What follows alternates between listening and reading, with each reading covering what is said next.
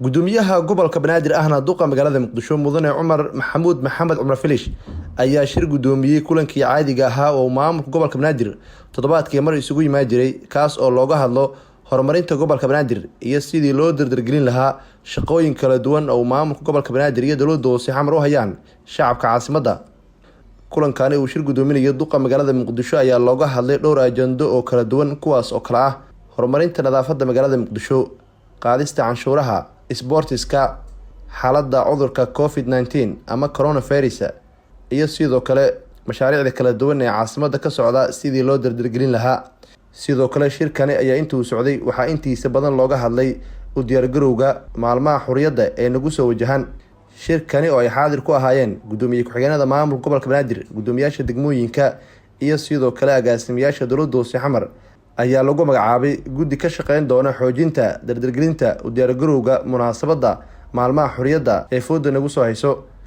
Gudoomiyaha gobolka Banaadir ahna duqa magaalada Muqdisho mudane Cumar Maxamed Cumar Filish ayaa guddigaasi gudoomiye uga dhigay gudoomiye ku-xigeenka arrimaha bulshada maamulka gobolka Banaadir Basma Camri Jikeyti si ay u dardargeliyaan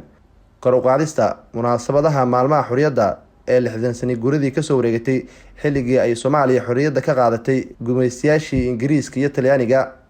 Sidoo kale shirka intuu socday ayaa gudoomiyaasha degmooyinka iyo mas'uuliyiinta agaasimayaasha dawladda hoose xamar waxaa la faray in ay qayb ka noqdaan wacyigelinta bulshada ee kor u qaadista dhinaca bilicda caasimadda iyo sidii guri kasta oo ku yaala magaalada Muqdisho loogu suuri lahaa calanka Jamhuuriyadda Soomaaliya si kor loogu qaado muujinta astaamaha maalmaha xurriyadda oo ku weyn dhammaan muwaadiniinta ummadda Soomaaliyeed. Shirkaasi markuu soo ilaaday ayaa waxaa warbaahinta qaranka la hadlay afhayeenka maamulka gobolka Banaadir Saalax Xasan Cumar.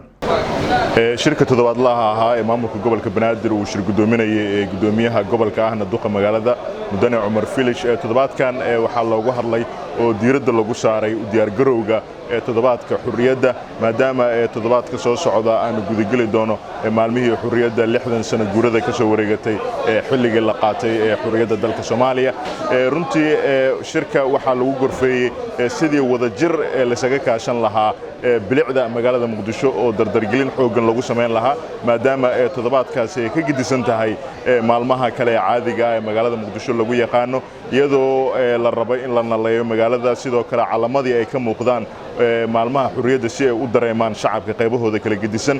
gudoomiyaha gobolka ayaa asigoo markaas sii ambaqaadaya howshaasi baaxadda weyn laga sugayo shacabka ku dhaqan magaalada Muqdisho maadaama ay tahay caasimadii dalka Soomaaliya wuxuu magacaabay guddi iyagu ka shaqeynaya maalmahaasi xurriyadda oo ay hogaaminayso gudoomiyaha ku-xigeenka arrimaha bulshada ee maamulka gobolka Marwa Basma Camir. guddigaasoo iyagu ay ka shaqeyn doona sidii diyaargarow aad u xoogan oo ka gedisan sanadihii hore maadaama 60 sano guuro ay tahay sanadkani. Nuur Saciid Taliil, warbaahinta qaranka Soomaaliyeed, magaalada Muqdisho.